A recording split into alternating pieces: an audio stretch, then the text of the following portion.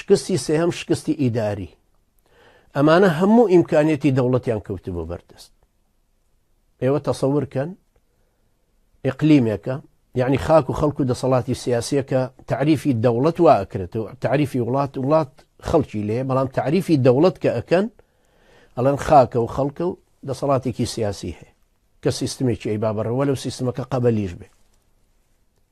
سنوورێکیشی هەیە دیاری کراوە، خەڵکێکیش هەن کە بەشدارە بن بە حساب بەشدارە بن لە هەڵبژاردننی دەسەڵاتە سیاسیەکەیان. سەیری فەشەلی ئەم دەوڵەتەشکن کە ئەمانە دروستیان کرد. ئەمان بە کامل معنای کەلیمە دەوڵەتیان خرایە بەردەست. پەرلەمان هەبوو، حکوومەت هەبوو، وەزارەتەکانی تەکمیلە بوون، لەسەر ئەساسیاتی وەزارەتە عێراقیەکان دروست بووبوون پێش سەددام و دوای سەددامیش. تەنانەت بیناکەش بینای سەددام حوسێن بوو کە دروستی کردبوو بۆیان. وەزارەتەکان، جەیش، پێشمەرگە بڵێن جەیش، پۆلیس، ئاسایش، دژە تیرۆر بە حسابی خۆیان. ئەنجا ئیمکانیاتی سەحی، زراعی، تیجارەتێکی زۆر، نەوت دەرهێنان، وەرگرتنی زەریبە باج لە خەڵکی، بەلەدیات، هەرچی ئەو ئیداراتانە هەیە کە ئەیان بر بەڕێوە.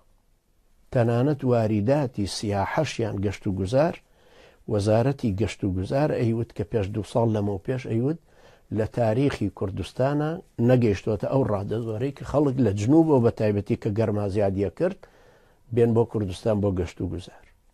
هەر عەرەبێکیش کە لە کوردستانەژی لانی کەم $500 مانگانە سەرفە کرد. هەبوونی عەرەبەکانیش بوژانەوەیەکی تر بوو، چونکە ئەمە وەکو شوێنێکی وەکو بورمانیە، خەڵکێک ڕاکە و بکەوێتە سەر بەنگلادێش ببێ بە مای فەقیری لەسەر بەنگلادێش. عەرەبەکان کە هاتنە ناوچەی کوردستان هەمووی دەوڵەمەند بوون و پارەیتریان نەبوو، خەڵکیان لە دەرەوە هەبوو کە یارمەتیان بدە. بۆیە عەرەبەکان بۆ خۆشیان بوونەوە بەس سەرچاوێکی تری دارایی. پاشان ئەو هەموو نەوتە کە کەوتە بەردەستی ئەم دوو تاغوتە.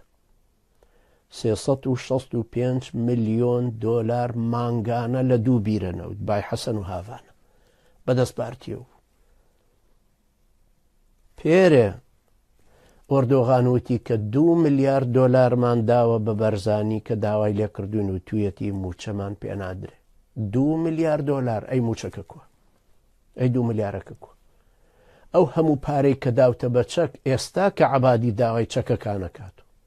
ئەنجا بزانن پێشمەرگە چۆن زەلیلەکەن، چۆن کەمیەکەنەوە، چۆن ئەگەر ئیدارەیان ببێ بەغدا هەولێر و سلەیمانی تەشبیه ناکەن بە کەربەلا و نەجەف، تەشبیهەکەن بە تکریت و ڕۆمادی کە وێرانیان کردو و بۆشیان بچێتە سەرەیکە.